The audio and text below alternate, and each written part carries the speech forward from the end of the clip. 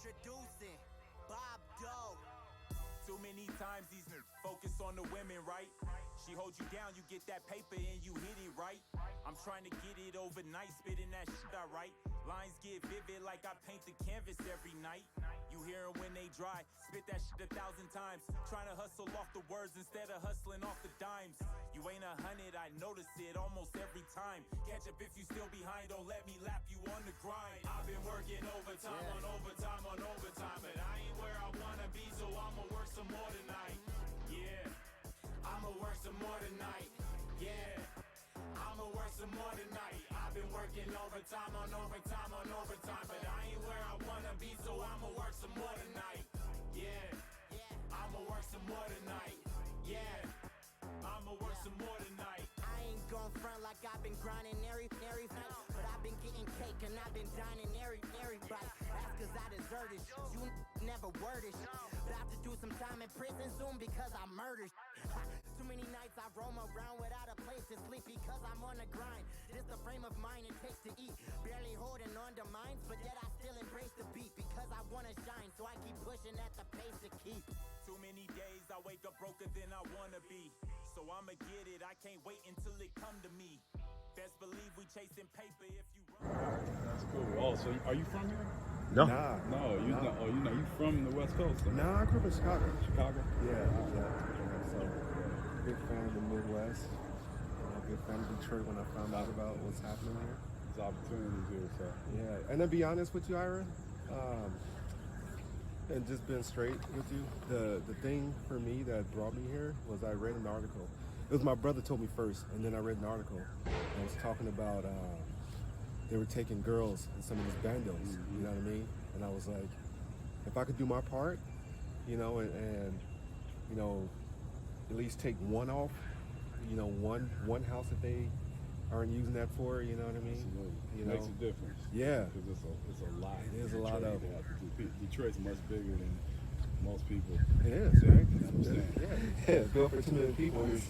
You know, has 500,000 people now.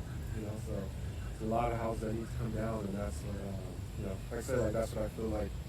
You know, I want to do my part. You know, that. What's your vision for this property going forward? You know, I'm glad you asked that. So this is good for newbie investors out there, right? So this is why you need to have a plan A, plan B, plan C, and possibly plan D, right? If you go in with just one plan, things might throw you off and then you just, you know, you're stuck.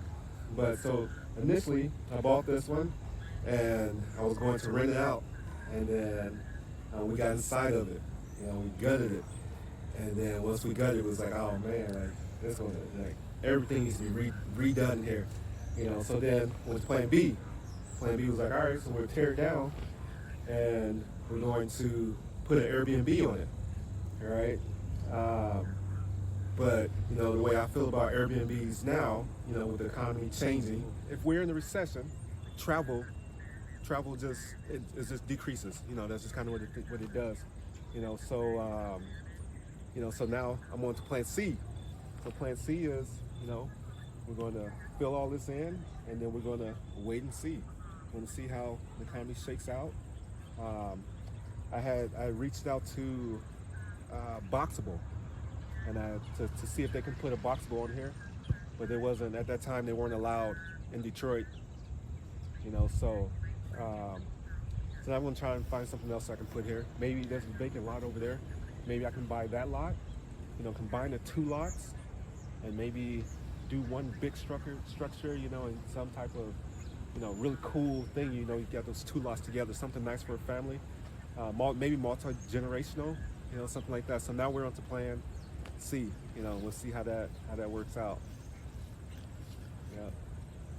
So the bottom line is just to sort of hold the property, wait and see, and kind of let the economy dictate the next steps. Absolutely. Point that this property was demolished by a minority-owned company here in the city of Detroit.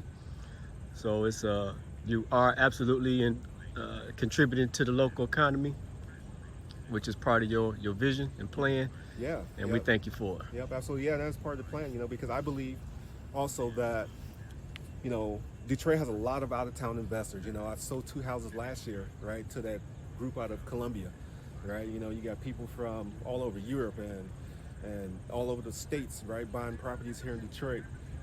But I feel like you know, by living out of state, we're extracting money out of Detroit, right? So I feel like I need to, if I'm going to be investing here, I need to give back. I need to do things to give back to the city, you know, keep that money here. Any final thoughts? I appreciate you guys. Excellent.